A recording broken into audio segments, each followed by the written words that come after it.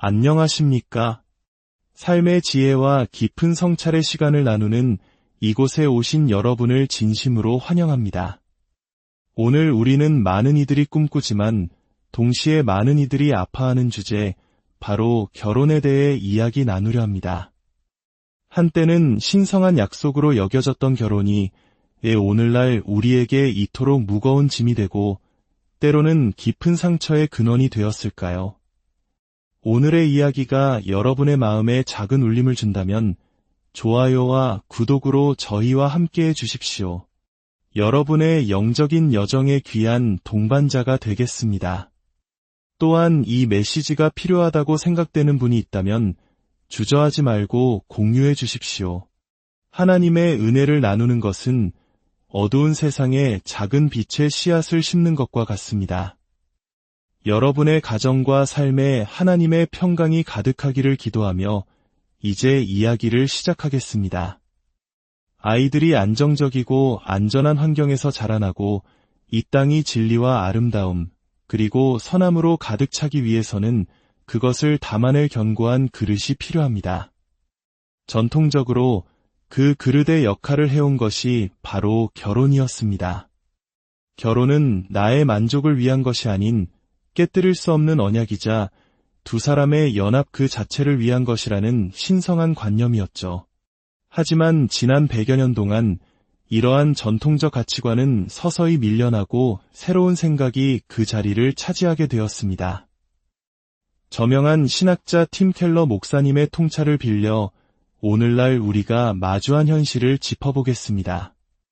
계몽주의 시대 이후 세상은 변화하기 시작했습니다. 삶의 의미는 더 이상 공동체나 신성한 의무를 통해 발견되는 것이 아니라 개인이 자유롭게 자신을 가장 충족시키는 삶을 선택하는 데서 온다고 여겨지게 되었습니다. 자기 부정을 통해 혹은 결혼과 가정이라는 의무에 자신을 묶음으로써 의미를 찾던 시대는 저물었습니다. 대신 결혼은 정서적, 성적 만족과 자아 실현을 위한 수단으로 제정이 되었습니다. 이 새로운 관점에서 결혼의 본질은 더 이상 신성한 상징도 사회 공동체의 유익을 위한 사회적 결속도 아니었습니다. 결혼은 오로지 두 개인의 상호 성장과 만족을 위한 계약으로 축소되었습니다. 이 관점에서 사람들은 하나님이나 사회에 대한 책임을 다하기 위해서가 아니라 오직 자기 자신을 위해 결혼합니다.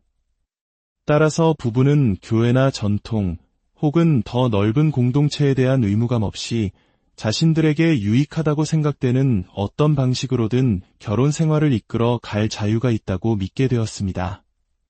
결론적으로 계몽주의는 결혼을 공적인 영역에서 끌어내려 사적인 것으로 만들었고 그 목적을 하나님의 본성을 반영하거나 인격을 성숙시키거나 자녀를 양육하는 것과 같은 더 넓은 선이 아닌 개인의 만족으로 바꾸어 놓았습니다.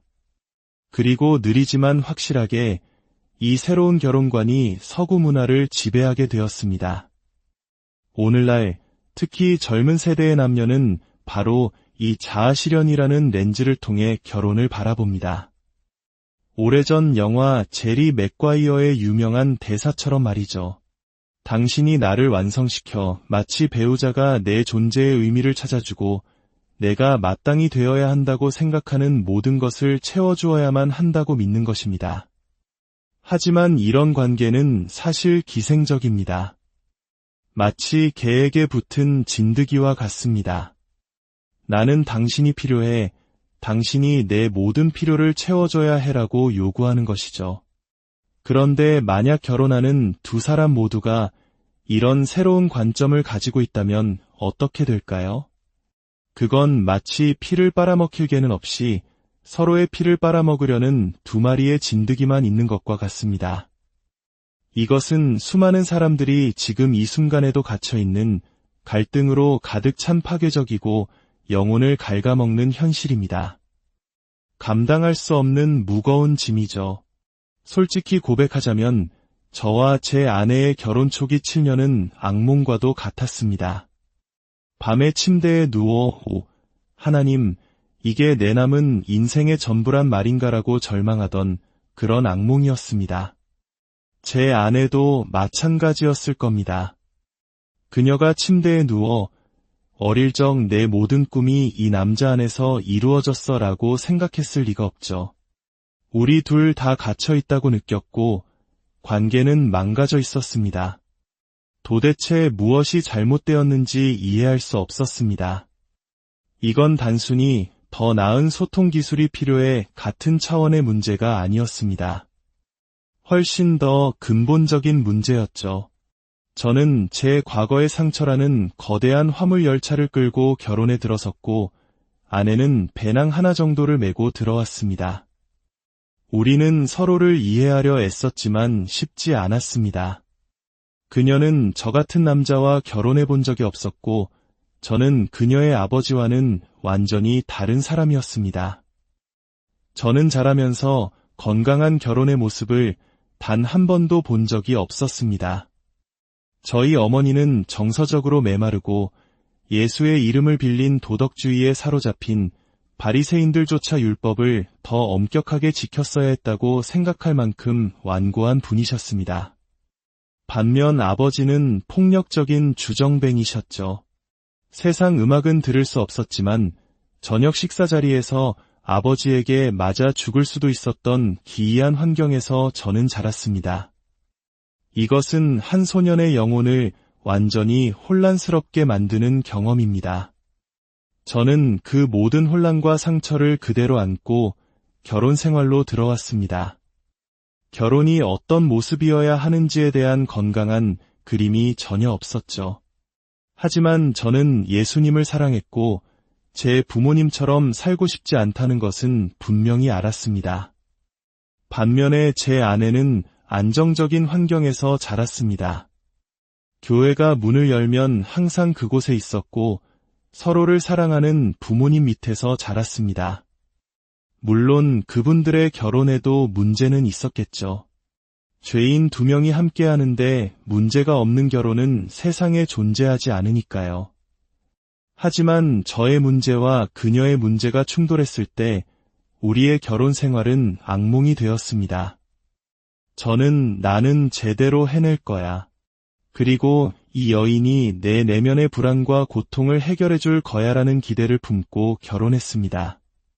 하지만 그녀는 그럴 수 없었습니다. 왜냐고?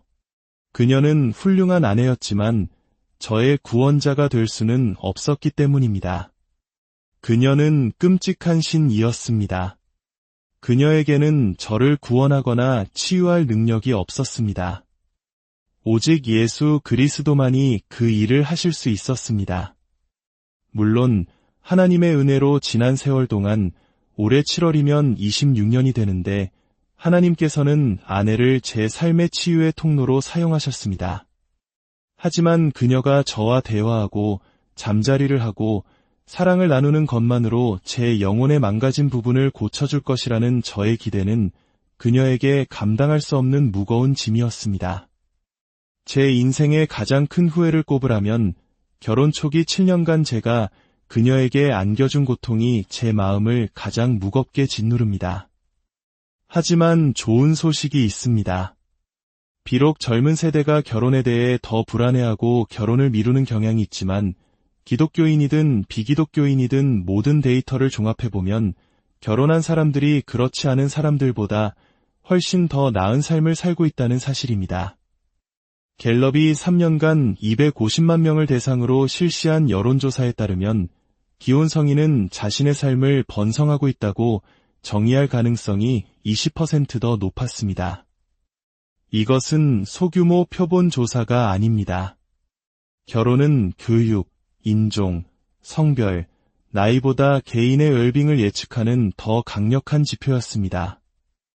그리고 20%의 웰빙 증가는 기혼 남성과 기혼 여성에게서 동일하게 나타났습니다.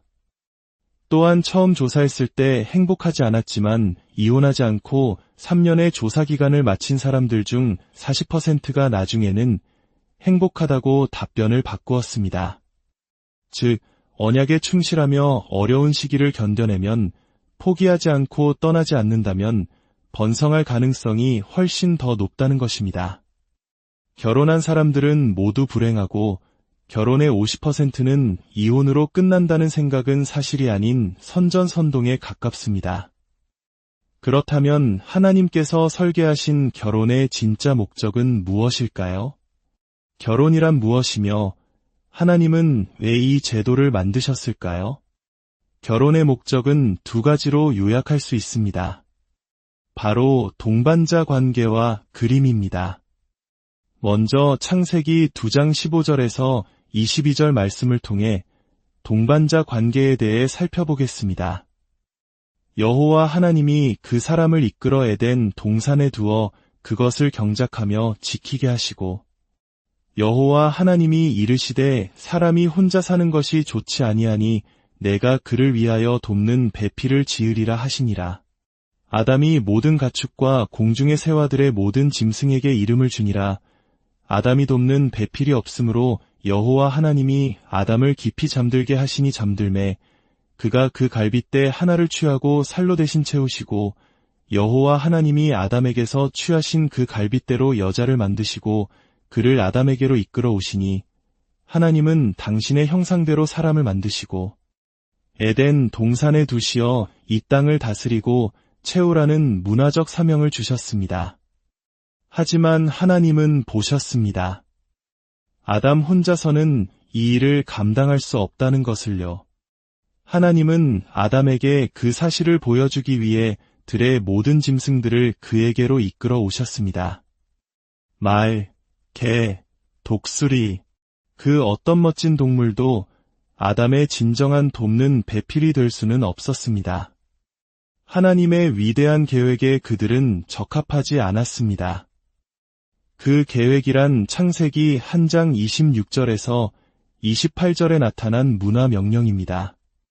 하나님이 이르시되 우리의 형상을 따라 우리의 모양대로 우리가 사람을 만들고 그들로 바다의 물고기와 하늘의 새와 가축과 온 땅과 땅에 기는 모든 것을 다스리게 하자 하시고 하나님이 그들에게 복을 주시며 하나님이 그들에게 이르시되 생육하고 번성하여 땅에 충만하라 땅을 정복하라.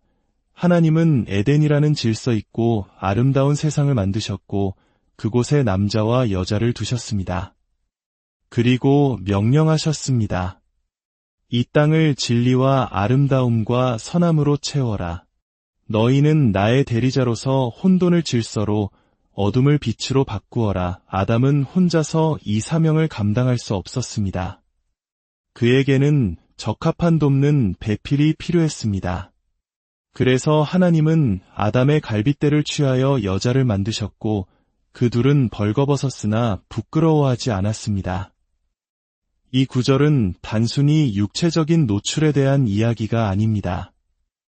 이것은 결혼에 대한 하나님의 소망과 설계를 보여주는 가장 깊은 그림입니다. 배우자에게 어떤 것도 숨길 필요가 없다고 느끼는 삶을 상상해 보십시오. 단순히 핸드폰 비밀번호를 공유하는 차원이 아닙니다.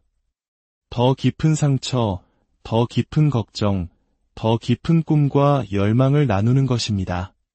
우리가 너무 연약하게 느껴져서 감히 드러내지 못하는 것들까지도 말입니다. 벌거벗었으나 부끄러워하지 않음이란 바로 이런 것입니다. 당신 앞에서 완전히 벌거벗었지만 그 어떤 수치심도 느끼지 않는 상태. 이것이 바로 하나님께서 우리를 위해 설계하신 동반자 관계이며 인간 번영의 기초입니다. 언약적 사랑 안에서 남자와 여자가 안전함을 느끼고 자녀를 양육하며 하나님의 진리와 아름다움, 선함을 세상에 드러내는 공간. 이것이 하나님의 계획입니다. 우리 문화는 사랑이라는 단어를 너무나 광범위하게 사용합니다. 우리는 파이타도 사랑하고 자녀도 사랑하고 강아지도 사랑한다고 말하지만 같은 의미로 말하는 것은 아닐 겁니다. 하지만 고대 히브리인들에게는 사랑을 표현하는 다양한 단어가 있었습니다. 그중 제가 가장 좋아하는 단어는 아가서에 나오는 아하바입니다. 이것은 감정의 사랑이 아닌 의지의 사랑입니다. 문맥 속에서 이 단어의 의미를 풀어보자면 나는 당신의 모든 단점과 광기까지도 보았지만 나는 결코 당신 곁을 떠나지 않을 것입니다. 라는 뜻에 가깝습니다. 이것이 바로 하나님께서 설계하신 동반자 관계의 핵심입니다. 역사와 사회학이 성경의 진리를 뒤늦게 따라잡는 것을 볼 때마다 저는 감탄하게 됩니다. 사회학적 관점에서 볼 때 결혼이 안정적인 사회일수록 인류는 번성하고 경제는 성장하며 아이들은 안전하고 범죄율은 감소합니다. 반대로 결혼 제도가 약화된 곳에서는 인간성의 가장 어두운 측면들이 드러납니다. 이것이 바로 하나님께서 우리에게 주신 이 땅에서 우리의 목적을 성취하기 위한 동반자 관계입니다. 결혼의 두 번째 목적은 바로 그림이 되는 것입니다. 어린 아이들을 보면 어릴 때는 보통 동성 친구들과 어울리는 것을 좋아합니다. 남자 아이들은 남자 아이들끼리, 여자 아이들은 여자 아이들끼리 말이죠. 그러다 어느 날 신성한 설계에 의해 생물학적으로 일어나는 계시의 날이 찾아옵니다. 남자의 마음에 이런 생각이 떠오릅니다.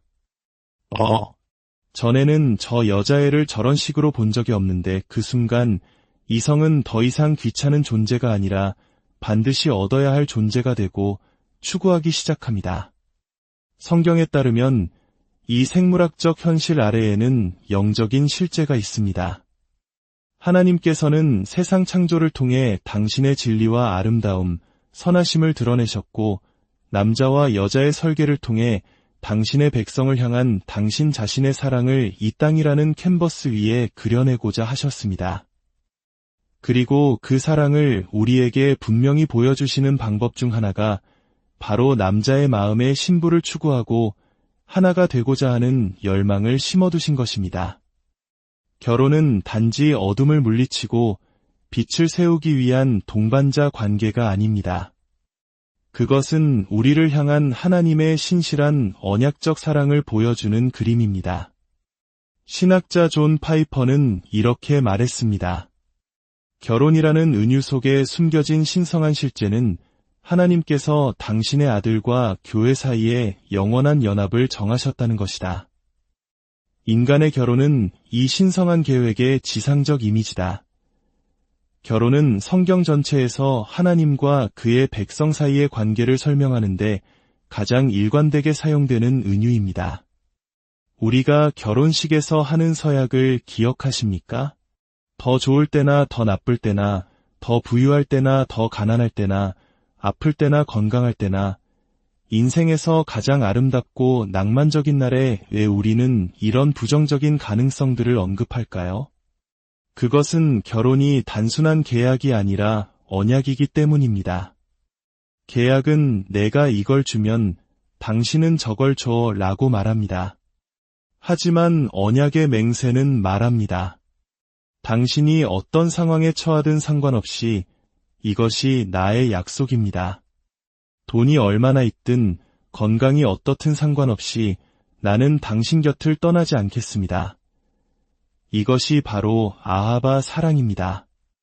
하나님께서는 아브라함과 언약을 맺으셨고 출애굽기 19장에서는 이스라엘 백성과 결혼 언약을 맺으십니다.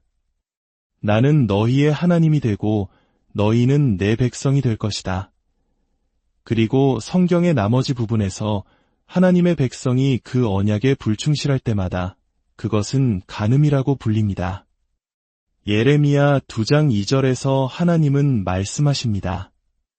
내 젊었을 때의 헌신, 내 신부였을 때의 사랑, 곧 씨 뿌리지 못하는 땅, 그 광야에서 나를 따랐던 것을 내가 기억하노라. 하나님은 마치 신혼여행의 추억을 회상하듯 말씀하십니다.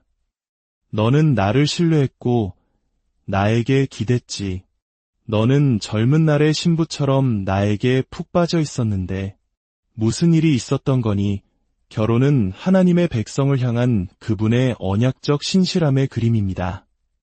차이점이 있다면 하나님은 그의 언약적 신실함에 있어 완벽하시지만 그의 신부인 우리는 그렇지 않다는 것입니다. 그리고 우리의 결혼 생활에서는 두 배우자 모두 완벽하지 않습니다. 우리는 그 완벽한 그림을 향해 살아가려고 노력할 뿐입니다. 서약이 시험받을 때 우리의 감정이나 분노에 상관없이 그 서약에 순종해야 함을 기억하는 것은 중요합니다. 저와 아내의 26년 결혼 생활 동안 서약은 여러 번 시험받았습니다. 제가 뇌종양으로 투병하며 무력했을 때 아내는 그 모든 짐을 짊어져야 했습니다. 제가 우리 가정에 힘과 에너지를 전혀 보탤 수 없었을 때에도 그녀는 아플 때나 건강할 때나 라는 서약을 지켰습니다. 우리가 극심한 가난 속에 있을 때에도 더 부유할 때나 더 가난할 때나 라는 서약은 굳건히 지켜졌습니다. 우리는 우리의 감정이나 삶이 어떠해야 한다는 꿈에 기댄 것이 아니라 언약 자체에 기댔습니다. 왜냐하면 그렇게 하는 것이 그리스도의 영광과 예수님의 신실하심을 드러내고 우리를 창조하신 목적인 함께 어둠을 물리치고 빛을 세우는 일을 이루기 때문입니다. 디모데후서 2장 13절은 말합니다. 우리는 신실하지 못하더라도 그는 언제나 신실하시니 그는 자기를 부인하실 수 없으시기 때문입니다. 그의 변함없는 언약적 신실함이 느껴지십니까? 요한계시록 19장은 어린 양의 혼인 잔치에 대해 말하며 마침내 완성될 그 영광스러운 그림을 보여줍니다. 오늘 첫 번째 이야기를 마치며 한 가지 질문을 드리고 싶습니다. 혹시 여러분은 배우자에게 부당한 압력이나 기대를 하고 있지는 않으신가요? 어쩌면 세상적인 기대를 품고 결혼 생활에 들어오지는 않으셨습니까? 만약 그렇다면 주님께서 기뻐하시고 여러분의 영혼에 유익한 방식으로 그 사실을 인정할 수 있을까요? 저는 제 아내에게서 오직 하나님만이 주실 수 있는 것을 찾으려 했습니다. 오직 성령님만이 가져다 주실 수 있는 치유를 그녀에게서 구했습니다. 어린 시절의 상처를 그녀가 바로잡아 주기를 바랐습니다. 그리고 그것에 대해 회개해야만 했습니다. 어떤 낭만도, 어떤 성적인 만족도, 어떤 돈도 우리 영혼의 깊은 갈망을 채울 수는 없습니다. 그것들은 모두 뿌리가 아닌 열매일 뿐입니다. 우리는 결혼 문제의 뿌리로 내려가야 합니다. 하나님께서 여러분에게 파트너를 주셨다는 사실을 이해하십니까? 죄의 어둠에 맞서 빛을 세우고 주님을 경외하며 함께 성장하는 제자도의 작은 단위를 만들기 위한 파트너, 그리고 그분의 신실한 언약을 보여주는 그림으로서의 파트너 말입니다. 어쩌면 여러분을 계속해서 넘어지게 하는 특정한 문제들이 있을지도 모릅니다. 오늘 그 문제의 표면 아래로 내려가 결혼을 개인적인 만족의 길이 아니라 어둠을 물리치고 빛을 세우며 세상에 하나님의 아름다움을 드러내기 위한 평생의 복음 사역 파트너라는 하나님의 은혜의 선물로 바라볼 수 있기를 바랍니다.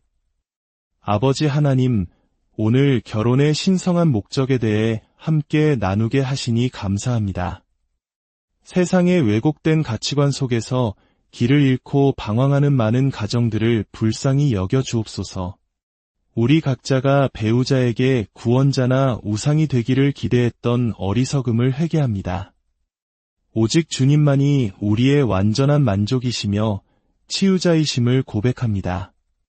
우리의 결혼이 주님의 신실한 사랑을 세상에 보여주는 아름다운 그림이 되게 하시고 어둠을 물리치는 강력한 동반자 관계가 되게 하여 주옵소서. 이 말씀을 듣는 모든 가정 위에 주님의 치유와 회복의 은혜가 넘치기를 우리 주 예수 그리스도의 이름으로 간절히